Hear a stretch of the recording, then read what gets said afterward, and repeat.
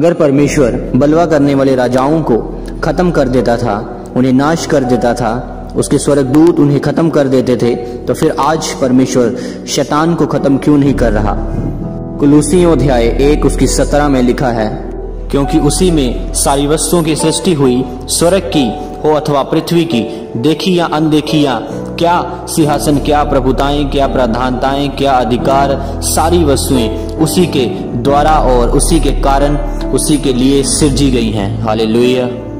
ये सब चीजें परमेश्वर ने जो बनाई हैं, परमेश्वर ने इंसान को रचने से पहले उसने सब आत्मिक चीजों को बना दिया था। आदि में जब परमेश्वर ने स्वर्ग और पृथ्वी की रचना की, तब स्वर्गदूत भी वहां मौजूद थे। अय्यूब अध्याय 38 उसकी 4 और 7 में लिखा है, परमेश्वर ने वहां कहा, जब मैंने पृथ्वी की नींव डाली तब तू कहाँ था? यदि तू समझदार हो तो उत्तर दे। जबकि भोर के तारे एक साथ आनंद में गाते थे और परमेश्वर के सब पुत्र जय जयकार करते थे। जब आदम ने उस बाग में पहली बार पाप किया, तो परमेश्वर ने शैतान को उसी समय खत्म क्यों नहीं किया? जब इंसान की मृत्यु होती है तब उसकी आत्मा स्वर्ग में जाती है या फिर नरक में। इसके अलावा कोई और जगह नहीं, क्योंकि इंसान की आत्मा अमर है और वो कभी भी खत्म नहीं होती। हमारा शरीर तो मिट्टी का बना है और मिट्टी ही में मिल जाएगा, पर आत्मा हमेशा जीवित रहती है। जानते हैं क्यों? क्योंकि आत्मा परमेश्वर के अंदर से निकली है, और जो कुछ परमेश्वर के अंदर से निकलता है वह कभी भी मरता नहीं, वह कभी भी खत्म नहीं होता। मत्ती अध्याय 24 उसकी 35 में लिखा है, मैं तुमसे सच सच कहता हूं कि जब तक ये बातें पूरी ना हो, लेकिन तब तक इस पीढ़ी का अंत नहीं होगा। आकाश और पृथ्वी टल जाएंगे, परंतु मेरी बातें कभी न टलेगी। हालेलुया। और अब हम देखते हैं कि परमेश्वर का वचन क्यों नहीं टलेगा। परमेश्वर का वचन उसके अंदर से निकला है। परमेश्वर का जो वचन है वो जीवित है, वो आज भी काम कर रहा है, इसलिए वो कभी न टलेगा। और जो कुछ परमेश्वर के अंदर से निकलता है वह कभी नहीं मरता। अब परमेश्वर ने स्वर्गदूतों को बनाया, उसने उन्हें आत्माएं बनाया। सब स्वर्गदूत अनंत हैं, अमर हैं, आप उन्हें मार नहीं सकते, वह हमेशा के लिए अमर हैं। शैतान भी एक स्वर्गदूत है, और वो अभिषिक्त एक स्वर्गदूत था, लेकिन जब उसने गलत सोचा तो उसे इस पृथ्वी पर गिरा दिया गया। तब उसकी वो सामर्थ्य, उसकी जो पावर थी जो परमेश्वर ने उसे दी थी, वो खत्म हो गई। शैतान जो पहले लूसीफर कहलाता था, वह स्वर्ग का एक वर्शिप लीडर था, और जब उसके दिल में अपनी सुंदरता और अपने रुतबे का घमंड आया, तब उसके मन में आया कि वह स्वर्ग में चढ़ेगा और ईश्वर के उस तारागण के सिंहासन से भी अपना सिंहासन वह ऊंचा बनाएगा, और उत्तर दिशा की ओर सभा पर विराजूंगा। मैं मेघों के भी ऊंचे ऊंचे स्थानों पर चढ़ूंगा, मैं परम प्रधान के तुल्य हो जाऊंगा। जब उसमें मैं आ गई, जब शैतान अपने आप को घमंड में ले आया, तब उसे स्वर्ग से धरती पर गिरा दिया गया, और एक अभिषिक्त दूत कहलाने वाला अब शैतान बन चुका। अब उसे शैतान के नाम से पुकारा जाने लगा। सिर्फ घमंड के कारण उसे स्वर्ग से निकाल दिया गया। नीति वचन 16 उसकी 5 में लिखा है कि सब मन के घमंडियों से यहोवा घृणा करता है। मैं दृढ़ता से कहता हूं कि ऐसे लोग निर्दोष ना ठहरेंगे। हालेलुया। नीति वचन 16 उसकी 18 में लिखा है कि विनाश से पहले गर्व और ठोकर खाने से पहले घमंड आता है। अगर आप घमंडी हैं तो आपका भी शैतान की तरह विनाश होगा, पर अगर आप नम्र हैं तो परमेश्वर आपको ऊंचा करेगा। नीति वचन अध्याय 18 उसकी 12 में लिखा है कि नाश होने से पहले मनुष्य ने मन में घमंड और महिमा पाने से पहले नम्रता होती है। हालेलुया। नीति वचन 11 उसकी 2 में भी लिखा है, जब अभिमान होता तब अपमान भी होता है, परंतु नम्र लोगों में बुद्धि होती है। हालेलुया। इसका मतलब कि जब हम अपने घमंड में होते हैं तो हमारा अपमान आता है, पर जब हम नम्र हो जाते हैं तो हमें परमेश्वर बुद्धि देते हैं, वह हमें ऊंचा करते हैं। याकूब उसका 4 अध्याय उसकी 10वीं आयत में इस प्रकार लिखा है कि प्रभु के सामने दीन बनो तो वह तुम्हें शिरोमणि बनाएगा। हालेलुया। क्योंकि शैतान पहले एक अभिषिक्त स्वर्गदूत था जो कि परमेश्वर के द्वारा जन्मा था, इसलिए शैतान एक अनंत आत्मा है जो जो कभी नहीं मर सकता। और यही कारण है कि परमेश्वर शैतान को खत्म नहीं करते, पर जब परमेश्वर तब शैतान को हमेशा के लिए अथाह कुंड में डाल दिया जाएगा। अगर आप बाइबल को ध्यान से पढ़ें तो बाइबल में ऐसा कहीं नहीं लिखा कि शैतान को मार दिया जाएगा। प्रेरितों के काम 12:21 में लिखा है कि ठहराए हुए दिन हेरोदेस राजवस्त्र पहनकर सिंहासन पर बैठा और उसको व्याख्यान देने लगा। तब लोग पुकार उठे, यह तो मनुष्य का नहीं ईश्वर का शब्द है। उसी क्षण प्रभु के एक स्वर्गदूत ने तुरंत उसे मारा, क्योंकि उसने परमेश्वर की महिमा ना दी और वह कीड़े पड़कर मर गया। परंतु परमेश्वर का वचन बताता है कि बढ़ता है और फैलता गया। तब बरनबास ने शाऊल अपनी सेवा पूरी कर चुके तो यूहन्ना को, जो मरकुस कहलाता है, साथ लेकर यरूशलेम से लौटे। अब ऐसा क्यों हुआ? परमेश्वर ने एक इंसान को इसलिए मार दिया कि उसने परमेश्वर को महिमा नहीं दी। पर शैतान जिसने सारी दुनिया को भ्रष्ट किया, परमेश्वर उसे क्यों नहीं मारता? क्या परमेश्वर का जोर सिर्फ इंसानों पर चलता है? क्या परमेश्वर की शक्ति शैतान के आगे कमजोर पड़ जाती है? मेरे प्रिय भाइयों और बहनों, ऐसा नहीं है। हमारा परमेश्वर यहोवा परम प्रधान और सर्वशक्तिमान, बुद्धिमान और वो जिसने हमें और तुम्हें बनाया, वे सब करने की ताकत रखता है। ऐसी कोई तोप नहीं बनी, ऐसा कोई हथियार नहीं बना जो हमारे परमेश्वर यहोवा के सामने टिक पाए। वह हमेशा से सर्वशक्तिमान है, सर्वशक्तिमान था और सर्वशक्तिमान ही रहेगा। वह अल्फा और ओमेगा है, वह आद और अंत है। ना तो स्वर्ग में, ना इस धरती पे और ना ही इस धरती के नीचे ऐसी कोई भी वस्तु नहीं, ऐसा कोई भी इंसान नहीं, ऐसा कोई भी आत्मा या कोई भी दूत नहीं जो परमेश्वर के सामने घुटने ना टेकेगी। वो राजा मार दिया गया क्योंकि वो शरीर में था, पर उसकी आत्मा नहीं मरी, क्योंकि उसकी आत्मा अमर है और वह नरक में गई।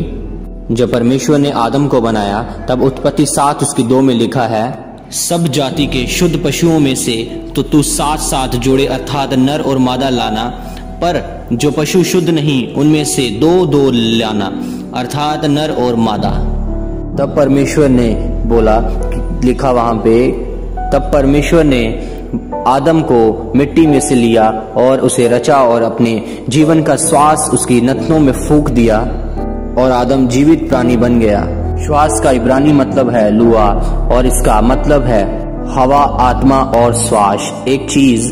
1 थिस्सलुनीकियों उसकी 5 उसकी 23 के अनुसार, शांति का परमेश्वर आप ही तुम्हें पूरी रीति से पवित्र करे और तुम्हारी आत्मा और प्राण और देह हमारे प्रभु यीशु मसीह के आने पर पूरे पूरे और निर्दोष सुरक्षित रहें। हालेलुया। ये तीनों अलग अलग भाग हैं, इसलिए आपकी जो आत्मा है वो परमेश्वर के अंदर से निकली है, यानी कि परमेश्वर के वह श्वास हैं जो हमारे अंदर फूंक दिए गए। और वो आत्मा जो है, इसीलिए जो हमारे अंदर है वो कभी नहीं मरती, वो अमर है। क्योंकि शरीर तो मिट्टी है और वो मिट्टी में ही मिल जाएगा, पर जो हमारी जो आत्मा है वो परमेश्वर के श्वास से निकली है, इसलिए वह कभी नहीं मर सकती।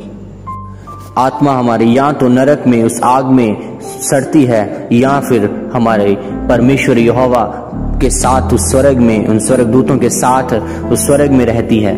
यशाया अध्याय 55 उसकी 11 में लिखा है कि उसी प्रकार से मेरा वचन भी होगा जो मेरे मुख से निकलता है, वह व्यर्थ ठहर कर मेरे पास ना लौटेगा, परंतु जो मेरी इच्छा है उसी वह पूरा करेगा और जिस काम के लिए मैंने उसको भेजा है उसे वह सफल करेगा। हालेलुया। इब्रानियों 4 उसकी 2 में लिखा, क्योंकि हमें उन्हीं की तरह सुसमाचार सुनाया गया है, पर सुने हुए वचन से उन्हें कुछ लाभ ना हुआ, क्योंकि सुनने वालों के मन में विश्वास के साथ नहीं बैठा। हालेलुया।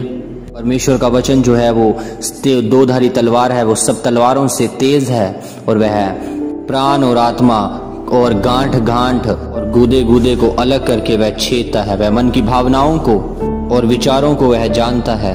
और वचन परमेश्वर के अंदर से आता है, वह अमर रहता है और वह कभी नहीं मरता। यदि परमेश्वर के वचन के अंदर लिखा है कि यीशु मसीह के कोड़े खाने से तुम चंगे हो चुके हो, इसका मतलब है कि तुम चंगे हो चुके हो। ये हो चुका है और इसे कोई भी नहीं बदल सकता। यदि परमेश्वर ने लिखा है कि धर्मी जन धन्य होगा और उसका भला ही होगा, उसके घर में अंदर की स्त्री फलवंत दाखलता की तरह होगी, उसकी मेज के चारों ओर उसके बालक एक फलवंत पौधों की तरह होंगे। वह अपने नाती पोतों को देखने पाएगा। वह अपनी पूरी आयु को जी कर फिर वह जाएगा। और इस नरक के किसी भी शैतान में इतनी हिम्मत नहीं कि वह इस वचन को खत्म कर सके। और अगर परमेश्वर ने कह दिया कि ऐसा होगा तो वैसा ही होगा। परमेश्वर के वचन में कुछ भी अगर मगर नहीं होता। जिस शैतान को लोगों ने हवा बना रखा है उसमें इतनी सी भी ताकत नहीं कि वह एक चींटी को भी मार सके। और यदि आज वह लोगों को तंग कर पा रहा है तो वो इसीलिए कि परमेश्वर ने उसे छूट दी है। पर वही लोग शैतान के प्रभाव में आते हैं जो परमेश्वर की हजूरी से बाहर हैं।